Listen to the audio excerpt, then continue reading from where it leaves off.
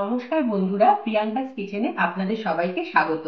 তো আজকে আমি হোলি বা দোল স্পেশাল একটা রেসিপি আপনাদের সামনে দেখাতে চলেছি। তবে আপনারা কিন্তু যে কোনো উপোসের দিনে এই রেসিপি বানিয়ে নিতে পারেন বা ভগবানকে ভোগ হিসাবেও দিতে পারেন। তাহলে দেখতে থাকুন আজকে এই রেসিপি।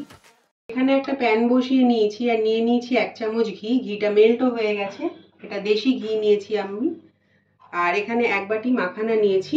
মাখানাটা হালকা করে ভেজে নেব। যতক্ষণ না মাখানাটা ক্রাঞ্চি হবে ততক্ষণ আমি ভেজে নেব, তা বলে যেন পুড়ে না যায়। মাখানাটা ভেজে আমি তুলে নিয়েছি। আর এবারে আরেকটু ঘি দিয়ে আমি দিয়ে দিচ্ছি ড্রাই ফ্রুটস। এর মধ্যে আছে কাজু, আমন্ড আর কিশমিশ। আপনারা যে কোনো ড্রাই ফ্রুটস ব্যবহার করতে পারেন। কাজু আর আমন্ডটা একটু আমি ভেঙে নিয়েছি। তো এগুলোকে হালকা করে ভেজে নেব।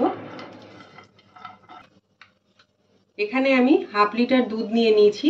কাউ মিল্ক নিয়েছি, মানে ফুল ফ্যাট দুধ। তো দুধটা আমার একবার ফোটানো হয়ে গেছে। আমি এখানে 1 প্যাকেট আমুলিয়া নিয়েছি। সেটা আমি বাটিতে যে একটু দুধ তুলে নিয়েছি 1 হাতা, তার মধ্যে গুলে আমি দুধের মধ্যে দিয়ে দেবো, তাহলে দুধটা ভালো ঠিক হবে। তো এই গুঁড়ো দুধ যে গুললাম সেটা আমি দিয়ে দিচ্ছি। 1 চিমটে কেশর।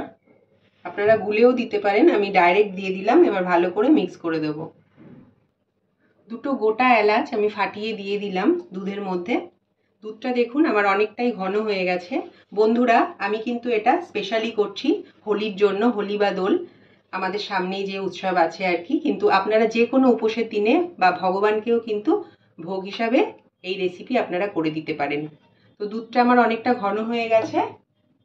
আমি কেটে নিয়েছি ছুরির সাহায্যে। আর দেখুন কিরকম ক্রাঞ্চি হয়েছে, আওয়াজেই বুঝতে পারছেন। তো মাখানাগুলো এবার আমি দিয়ে দিচ্ছি দুধের মধ্যে।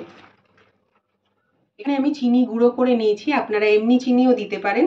এটা আমি ছোট কাপের 1 কাপ মতো দিয়ে দিলাম। মিষ্টিটা আপনারা নিজেদের স্বাদ অনুযায়ী দেবেন। কিছুটা গোটা মাখানা রেখেছি, সেগুলো আমি দিয়ে দিচ্ছি। তো আমার মাখানা ক্ষীর বা মাখানা পায়েস একদম রেডি। একটু মানে আমি দুধ রেখেছি, একটু মানে রস রেখেছি, পাতলা করেছি আর কি, না হলে ঠান্ডা হলে একদম টেনে নেবে। তো ভেজে রাখা ড্রাই ফ্রুটসগুলো আমি এবার দিয়ে দিচ্ছি।